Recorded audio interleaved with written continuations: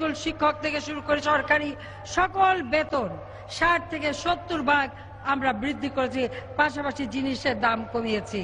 এবারে রমজান মাস আপনারা জানেন যে আমাদের দেশে বর্ষাকালে সাধারণত প্রত্যেক জিনিসের দাম বাড়ে, তার উপর রমজান।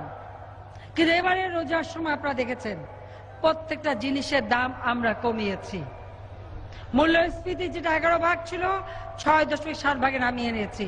রোজার সময় প্রত্যেকটা জিনিসের দাম কমিয়ে মানুষের ক্রয় ক্ষমতার আওতার মধ্যে নিয়ে এসেছি।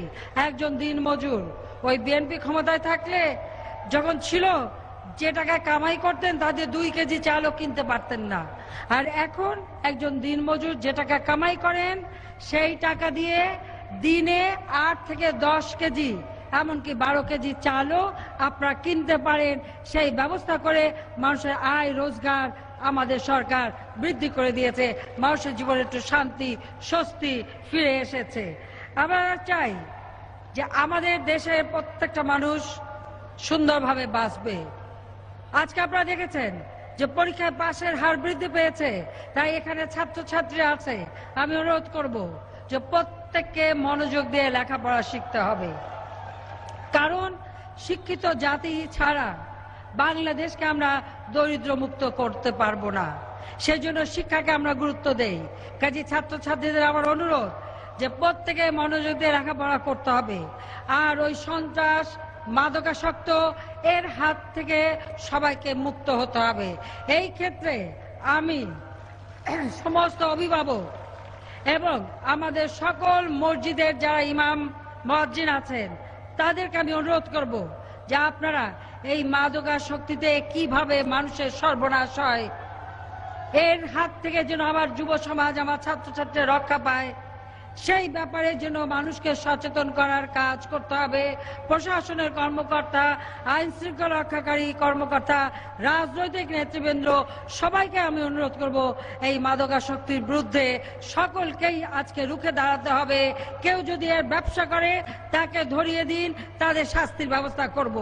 আর এই যে মরণঘাতী একটা জিনিস আজকে আমাদের যুব সমাজকে একেবারে ধ্বংসের পথে নিয়ে যাচ্ছে, যার ফলে মা বাবাকে যদি কেউ হত্যা করে এর থেকে জঘন্য পাপ আর কিছু হতে পারে না, এর থেকে বড় গোড়ার কাজ আর কিছু হতে পারে না। কাজে এ ব্যাপারে দেশবাসীকে আরো সজাগ হওয়ার জন্য আমি অনুরোধ জানাচ্ছি এবং এ ব্যাপারে যথাযথ ব্যবস্থা নিতে হবে। আমরা চাই বাংলাদেশকে দারিদ্র্যমুক্ত করতে, যে কারণে আমরা বয়স্ক ভাতা, বিধবা ভাতা, মাতৃত্বকালীন ভাতা আমরা দিয়ে যাচ্ছি, দুস্থ মুক্তিযোদ্ধাদের ভাতা আমরা দিচ্ছি। আমাদের দেশের মানুষ অন্তত সুন্দরভাবে বাঁচবে, সেটাই আমাদের লক্ষ্য। আর সেই লক্ষ্য নিয়ে আমাদের সরকার কাজ করে যাচ্ছে। বাধা পিছু আয় আমরা বৃদ্ধি করেছি। আমাদের আর বিএনপি কি করেছে? আজকে যদি তারা আসে তারা কি করবে? ইতিমধ্যে আমাদের বিরোধী দলের নেত্রী বিএনপি নেত্রী বলেছেন যে আমাদের সরকার যা যা করেছে উনি নাকি সব কিছু বন্ধ করে দেবেন, সব কিছু নাকি পরিবর্তন করে দেবেন। তার মানে কি করবেন? এই যে বিদ্যুৎ উৎপাদন যা পেয়েছিলাম মাত্র 3200 মেগাওয়াট, সেই বিদ্যুৎ আজকে প্রায় 6675 মেগাওয়াট আমরা উৎপাদন করতে পারি। 9000 মেগাওয়াটের মতন সে উৎপাদন ক্ষমতা যে আমরা বৃদ্ধি করেছি। আর এই যে বিদ্যুৎ কেন্দ্র উদ্বোধন করে গেলাম আর ভিত্তিপ্রস্তর স্থাপন করে গেলাম, উনি যদি ক্ষমতা আসতে পারেন সব বন্ধ করে দেবে, আপনাদেরকে অন্ধকারে ঠেলে দেবে, কোনো বিদ্যুৎ উৎপাদন তিনি করতে দেবেন না। আমরা বিনা পয়সায় বই দিচ্ছি তা বন্ধ করে দেবে, আমরা যে উপবৃত্তি দিচ্ছি সেটা বন্ধ করে দেবে। কমিউনিটি ক্লিনিক আগে বার বন্ধ করেছিল, আগামীতে ক্ষমতা আসলে তাও নাকি বন্ধ করে দেবে। এবং উনি বলেছেন উনি নাকি ভিন্ন ধরনের দেশ চালাবেন। ওনার ভিন্ন ধরনের দেশ চালানোটা কি? আমরা আইন শৃঙ্খলার উন্নতি করেছি, আমরা শিক্ষার ব্যবস্থার উন্নতি করেছি, চিকিৎসা ব্যবস্থা উন্নতি করেছি, খাদ্য উৎপাদন বৃদ্ধি করেছি, মানুষের জীবনের স্বস্তি ফিরে এসেছে, শান্তি ফিরে এসেছে, রাস্তাঘাটের উন্নয়ন হচ্ছে। উনি সব বদলে দেবেন। বদলে দিয়ে কি করবেন? আবার দুর্নীতি নিয়ে আসবে, হাওয়া ভবন খুলবেন, হাওয়া ভবনের মতো নতুন ভবন খুলবেন, কারণ উনি বলেছেন নতুন ভাবে শুরু করবেন। তা কাজে এবার উনি হাওয়া ভবনের পরিবর্তে নতুন ভবন খুলে আবার ওনার ছেলেদের লাগাবে, দুর্নীতির আঁকড়া তৈরি করবেন, দুর্নীতি করবেন। আবার ওই সন্ত্রাস, জঙ্গিবাদ, প্রতিদিনের বোমাবাজি ঠিক 2004 সালে যেভাবে শুরু করেছিল, 2001 সালে যেভাবে শুরু করেছিল ঘর বাড়ি পোড়ানো, সেটা শুরু করবেন। ইতিমধ্যে তার নমুনা উনি সৃষ্টি করেছেন। সেই নমুনাটা কি আপনারা দেখেছেন? কিভাবে কোরআন শরীফ পুড়িয়েছে। যারা ইসলাম ধর্মের নামে রাজনীতি করে, ইসলামের হেফাজতের কথা বলে, আর তাদেরকে সমর্থন দেন বিএনপি নেত্রী, আর তার নির্দেশে, তার নেতৃত্বে ওই বায়তুল মোকাররম মসজিদে আগুন দেওয়া হয়েছে। যে বায়তুল মোকাররম মসজিদ ইসলামের সেবা করলে আওয়ামী লীগ করে, ওই বায়তুল মোকাররম মসজিদ উন্নয়ন আমরা করেছি। মিনার নির্মাণ আমরা শুরু করেছিলাম যখন 96 সালে ক্ষমতায় ছিল। বিএনপি ক্ষমতা আসলো, বন্ধ করে দিল। এবার ক্ষমতা এসে সেই মসজিদের আমরা উন্নয়ন করেছি।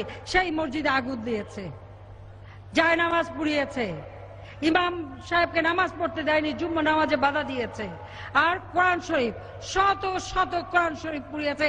আপনারাই বলেন যে একজন মুসলমান সে কি কখনো পারে কোরআন শরীফে আগুন দিতে? কোরআন শরীফ পোড়াতে পারে না। কিন্তু ওই বিএনপি নেত্রী, তার দোসর জামাত আর হেফাজতে মিলে সেই কোরআন শরীফ পুড়িয়েছে। তারা কত বড় জঘন্য গুনার কাজ তারা করেছে আপনারা একবার ভেবে দেখেন। হাজার হাজার গাছ কেটে ফেলেছে, বিদ্যুতের লাইন উপড়ে ফেলেছে, ব্যাংকে আগুন দিয়েছে, হাউস বিল্ডিং কর্পোরেশনে আগুন দিয়ে ক্ষতি করেছে। কিভাবে ধ্বংসযজ্ঞ তারা ওই 5ই মে 6 মে চালিয়েছিল নিশ্চয়ই আপনাদের মনে আছে। কাজে তাদের ভিন্ন ধরনের রাজনীতি হচ্ছে। তাদের সমাজে জঙ্গিবাদ, সন্ত্রাস ছিল, আবার সেই জঙ্গিবাদ, সন্ত্রাস বাংলাদেশে নিয়ে আসবে। মেয়েদেরকে সেই পূর্ণিমা, রাজুফা সহ হাজার হাজার মেয়েদের যে গণধর্ষণ করেছিল, নির্যাতন করেছিল, অনেক মেয়ে আত্মহত্যা করে তার ইজ্জত বাঁচিয়েছিল, আবার সেই ধর্ষণ, অত্যাচার, নির্যাতন শুরু করবে।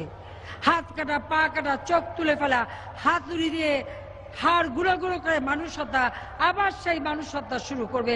এটাই ওনার ভিন্ন ধরনের রাজনীতি তিনি শুরু করবেন। আওয়ামী লীগ যখন ক্ষমতায় ছিল, এই বাংলাদেশে আমরা নতুন কূপ খনন করেছিলাম, গ্যাসের উৎপাদন বৃদ্ধি করেছিলাম। 2001-এ বিএনপি ক্ষমতা আসলো।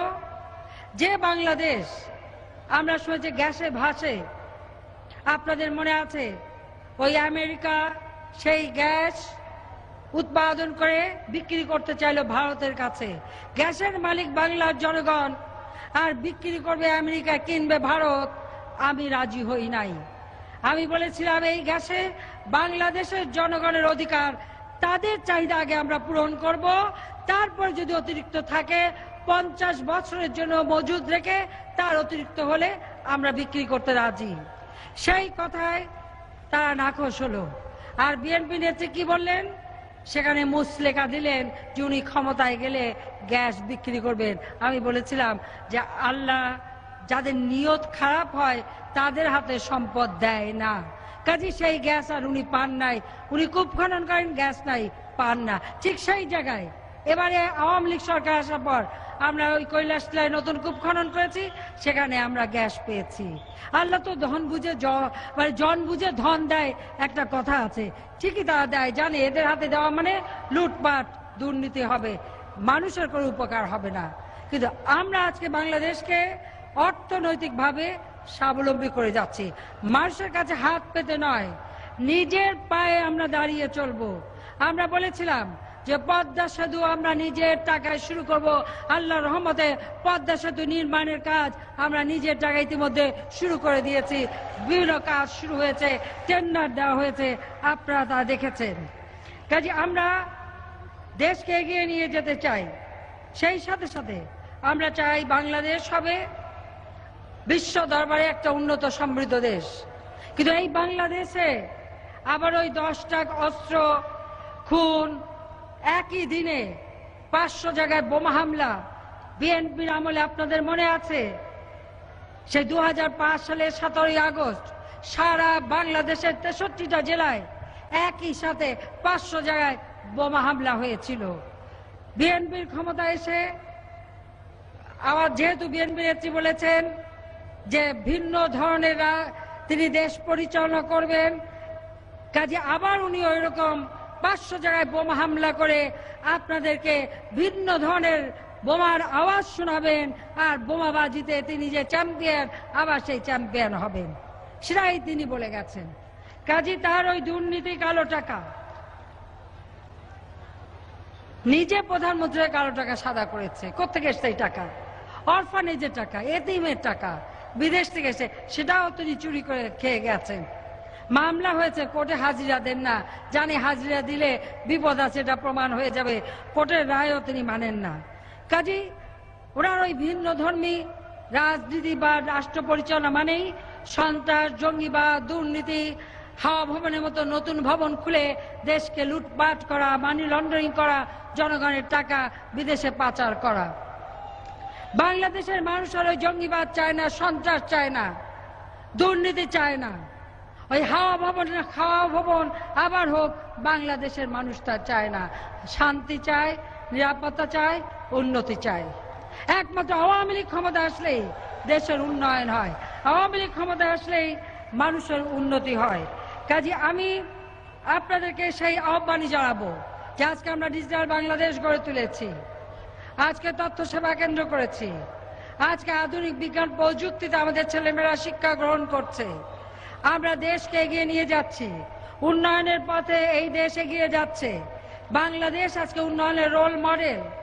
বিশ্ব মন্দা থাকা সত্ত্বেও আমরা আমাদের অর্থনীতিকে মজবুত করেছি, শক্তিশালী করেছি, মর্যাদাশীল রাষ্ট্র হিসেবে আজকে বাংলাদেশ গড়ে উঠছে। আর আমাদের বিএনপি নেত্রী কি করেন?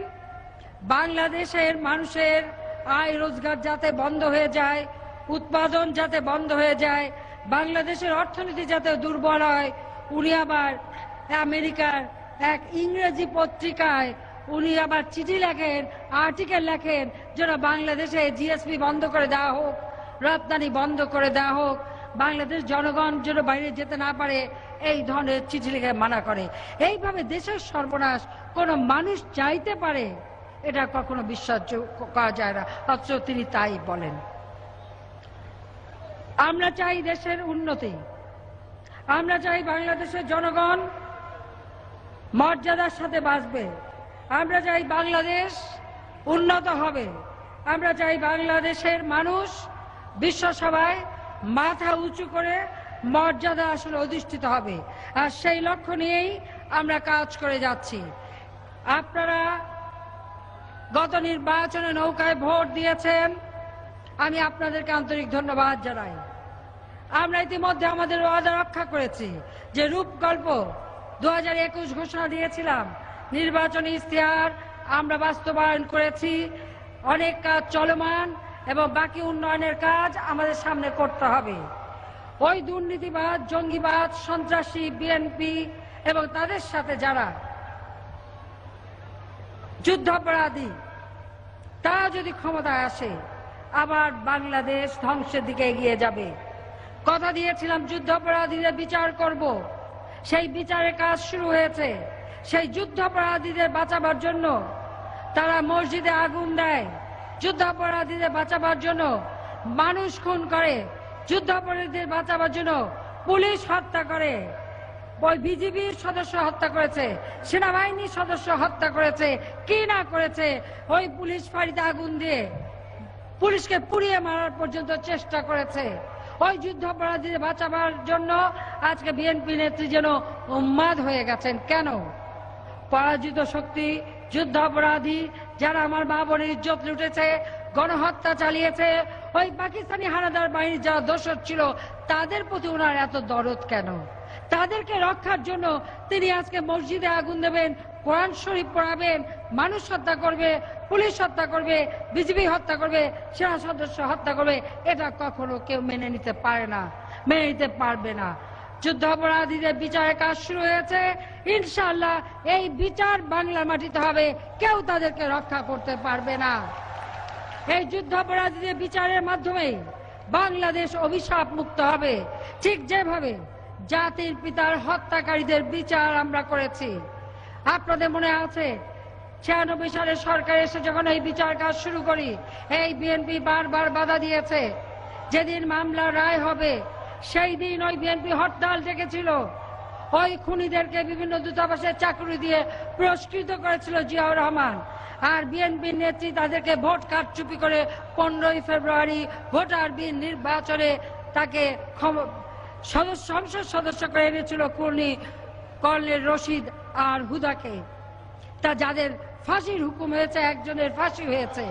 অর্থাৎ খুনে ওই বঙ্গবন্ধু হত্যাকারীদের বিচারের রায় এবারে সরকার এসে আমরা কার্যকর করেছি। তিনি বাঁচাতে চেষ্টা করেছিলেন, পারেন নাই। ইনশাল্লাহ আগামীতেও ওই যুদ্ধ অপরাধীদের তিনি বাঁচাতে পারবেন না, তাদের বিচার বাংলা মাটিতে ইনশাল্লাহ হবেই হবে। কাজে এই বিচার এবং যে উন্নয়নের ধারা আমরা সূচনা করেছি, উন্নয়নের কাজ করেছি, কিছু কাজ চলমান, বাকি কাজ সমাপ্ত করবার জন্য আপনাদের কাছে আবারও আমরা নৌকা মার্কায় ভোট চাই। যে নৌকা মার্কায় ভোট দিয়ে আমরা যেন বাংলাদেশকে 2021 সালের মধ্যে উন্নত সমৃদ্ধ, ক্ষুধামুক্ত, দারিদ্র্যমুক্ত সোনার বাংলা হিসেবে করতে পারি। বাংলাদেশের উন্নয়নের কাজ যেন অব্যাহত থাকে, তার জন্য আগামী নির্বাচনে নৌকা মার্কায় আপনাদের কাছে ভোট চাই। আপনারা ভোট দেবেন কিনা হাত তুলে ওয়াদা করেন। আমি আপনাদের প্রতি কৃতজ্ঞতা জানাই। উন্নয়নের ধারা অব্যাহত রাখতে আওয়ামী লীগ জন্মলগ্ন থেকে বাংলাদেশের জনগণের অধিকার আদায়ের জন্য সংগ্রাম করেছে। ওই মাতৃভাষা বাংলা ভাষার প্রতিষ্ঠা থেকে শুরু করে স্বাধীনতা, জনগণের ভোটের অধিকার, জনগণের খাদ্য নিরাপত্তা, জনগণের চিকিৎসা সেবা নিরাপত্তা, অন্ন বস্ত্র বাসস্থান চিকিৎসা শিক্ষার ব্যবস্থা করে যাচ্ছে। এই যে আওয়ামী লীগ আসলেই মানুষ সেবা পায়, শিক্ষা দীক্ষার সাথে সাথে খেলাধুলা সর্বক্ষেত্রে দেশ এগিয়ে যায়। একমাত্র আওয়ামী লীগই পারবে এই দেশকে উন্নত সমৃদ্ধ করতে। আজকে কষ্ট করে সবাই উপস্থিত হয়েছেন মা বোনেরা, আবার ছোট্ট ছোট স্কুলের ছাত্রছাত্রী সকলকেই আমি দোয়া জানাচ্ছি, আশীর্বাদ জানাচ্ছি। আপনাদের কাছেও দোয়া চাই, দোয়া করবেন এবং ইনশাআল্লাহ এই বাংলাদেশকে আমরা এগিয়ে নিয়ে যাব। বাংলাদেশ ক্ষুধামুক্ত, দারিদ্র্যমুক্ত সোনার বাংলা হিসেবে ইনশাআল্লাহ প্রতিষ্ঠিত করে জাতির পিতার স্বপ্ন আমরা পূরণ করব। আমি বক্তৃতা শেষ করার আগে একটা কথা বলবো যে উন্নয়নের জন্য দাবি দেওয়া করতে হবে না, কারণ আওয়ামী লীগ জনগণের এবং দেশের উন্নয়ন চায়। আওয়ামী লীগই জানে কোথায় উন্নয়ন করতে হবে এবং তার প্রমাণ আপনারা নিজেরাই পেয়েছেন। ইনশাআল্লাহ সার্বিকভাবে এই উন্নয়নের কাজ অব্যাহত থাকবে। খোদা হাফেজ। জয় বাংলা, জয় বঙ্গবন্ধু। বাংলাদেশ চিরজীবী হোক।